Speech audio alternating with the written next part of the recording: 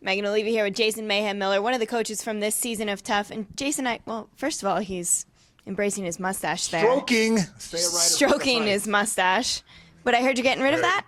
Yeah, I'm going to get rid of it, yeah. All right. It was just for Movember. You know, I'm promoting testicle cancer awareness. I want to make sure that you guys fiddle with your balls in the shower so you don't have cancer.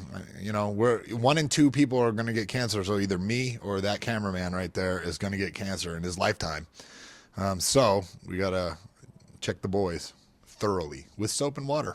Okay, a little PSA to start you guys off. Damn right. Now talk to me about coaching, because it seemed to us watching the show that you really came in with the desire to help these guys get better, which a lot of guys when they coach on TUF doesn't really seem like that's their goal. They more want to be the star. What was your mindset going into this? I don't know. I kind of had just like a blank slate. Like I said, okay, I'm just going to get in there and do what I do at the gym when one of my guys has a fight. Like Munoz had a fight and I didn't have a fight. So I put all my effort into making sure that he's doing what he needs to do to win the fight. So, you know, I instead of like I normally do, which is train every day and then help the guy or whatever. But I just took a step back from training, didn't train really. I trained a little bit after everybody was done. And then just work on the guys. Like that's all I did, you know. And I don't know. I think that it's pretty easy to do if you've been in a training environment for years and years. It's kind of like you just copy the good coaches that you've known over the years. And luckily, I've had a lot of good coaches, and you know, Ryan Parsons has a really good coaching style. So I just stole his style and, you know, put it on TV and took it as my own. So screw you. You're not getting a percentage of that. Now, with everyone you worked with, obviously you've got 2 guys in the finals, but was there anyone besides the finalists that really impressed you? Ryan Parsons is over here making Mayhem laugh. Thanks. No, what do you mean? I was just saying, don't put the camera on him. I'm the star. I thought this wasn't about you. I thought this was about me. I don't know. I'm just kidding.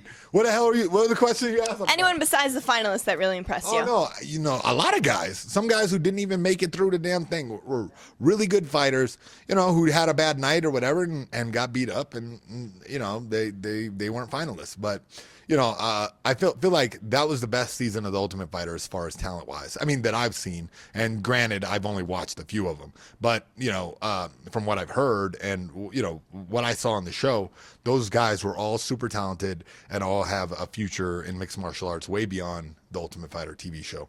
Now, since you are the star and this is all about you, tell me how you feel, because you were originally supposed to fight this summer against Aaron Simpson. Yeah. And it's been a while since your last fight. Yeah. If you could do it all over again, would you have moved this Bisping fight, or would you have still taken the tough job? No, yeah, the tough job is the smartest thing to do, you know, because it gave not only a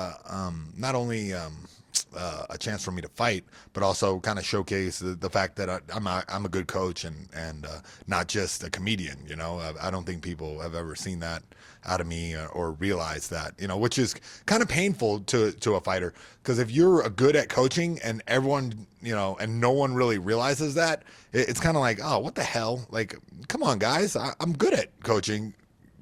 Give me a seminar, like, you know, and it finally that I got the Ultimate Fighter job done, people could see that.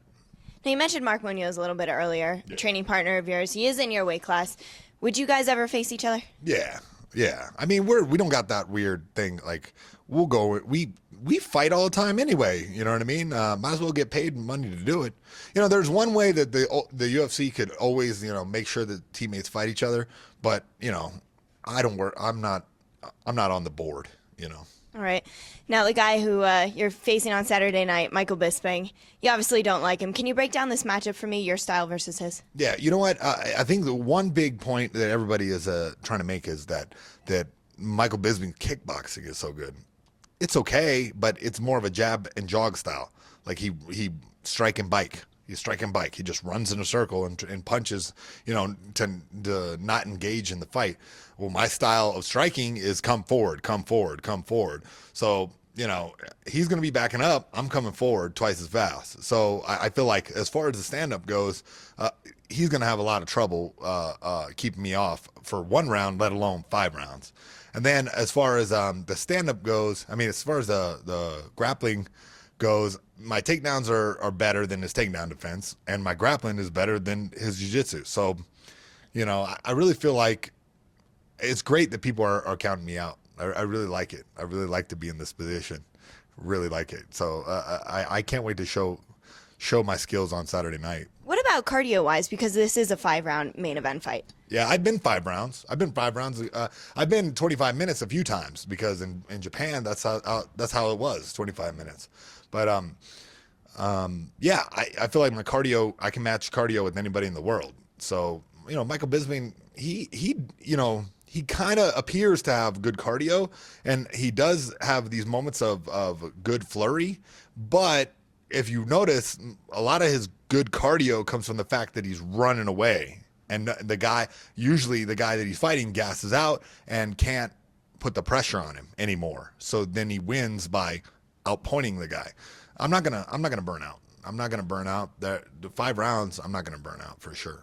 You've had a lot of fights in Japan, and you were known for your crazy walkouts. You're even nominated for an MMA award for Walkout of the Year again.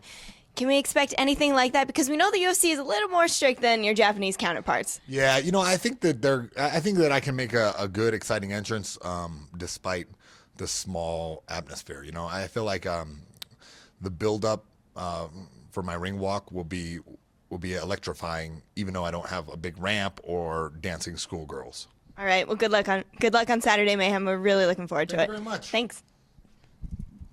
Thanks, buddy. What? Well, yeah, I was wearing flat shoes, but now I have. She already has tall. This is as tall as I get. All right. This is it. This is as good as it gets. Another day, another. Good? Yeah, we're good there. All right, you're ready. Megan O'Leary here with Michael Bisping, who's facing Jason Mayhem Miller this Saturday at the Ultimate Fighter finale. All right, Bisping, I have to ask you, is it easier to go into a fight hating somebody? Because it seems like your last few fights, you haven't really gotten along with your opponent.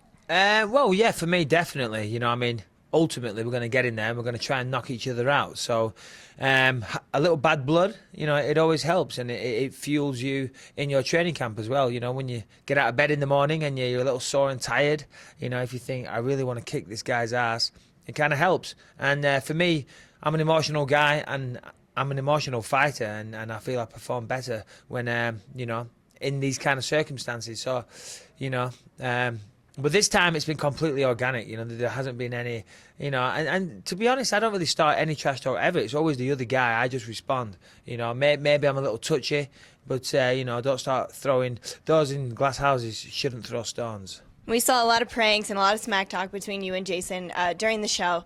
But, I mean, now when you look at the fight and you look at your skill sets, how would you break down you versus Jason? In all honesty, I'm a better striker. I'm definitely a 10 times better boxer than he will ever be. I'm a better kickboxer. I'm a better wrestler. I'm bigger, I'm stronger, I'm faster, I'm more athletic, I'm more experienced. I fought in the UFC for over 6 years. His big thing is the ground game. I've done jiu-jitsu, one form or another, since I was 8 years old. I've never been submitted in my life. And, you know, so I really don't see him having too much of an advantage there. He's good at taking the back and choking people out from there. I guarantee you right now that won't be happening. I'll be taking him down and pounding him out. So yeah, I'm more than comfortable. He has no attacks from his back anyway. I've seen him. I've watched him. He likes to drag an arm and maybe take the back. But other than that, there's not. I've got this guy beat in all areas. Very confident with your skills, but how did you prepare for the 5 rounds? Because obviously this is the first time you're fighting in a 5-round main event and not for a title. But did you have to do anything different to prepare your cardio? To be honest, not much. Monday, Wednesday, Friday nights is when I do my hard sparring, and I normally do 3 6-minute rounds with a bunch of different guys rotating on me. This time I just made it 5 6-minute rounds. And everything I did, it was always 5 rounds. If I was sparring jiu-jitsu in the morning, you know, I'd make sure it was 5 5-minute rounds. If I was hitting pads, I'd make sure it was always minimum 5 5-minute rounds. So anything I was doing, it was, you know, tailored towards the how long the fight's going to be. Right, and you've been pretty outspoken that because of your skills and how good you've been doing in the UFC, you should be close to a title shot. Sure. If you win on Saturday, where do you feel you fit in the division? Yeah, well, I'm definitely, you know, one of the best guys out there, and I think I definitely deserve my shot soon. but I've got to beat Jason Miller. You know, I mean, that's all I'm thinking about right now. But fingers crossed, Saturday night, I get the job done. You know, Mark Munoz is fighting Chael Sonnen. Apparently, that's for #1 contender. I disagree with that. I think, you know, I should be in a #1 contender matchup. But you know, beat this guy. We'll see what happens. You mentioned Chael Sonnen, and originally you were supposed to face Chael, coach against him, and then face him. Is that somebody that's still on your list, somebody you'd still like to face? Yeah, I want to fight the best guys out there, and Chael Sonnen has proven to be one of the best. He just had a great performance against Brian Stan. You know, Mark Munoz. Anyone that's going to get me towards a title, you know. But listen, I fight for the UFC. You got to fight the best guys, and I'm fine with that. I want to fight the best. The reason you and Jason are even facing each other is because you were coaching. Let's talk about the guys that you worked with in the house. How impressed were you with their skill set and how far they came along throughout the season?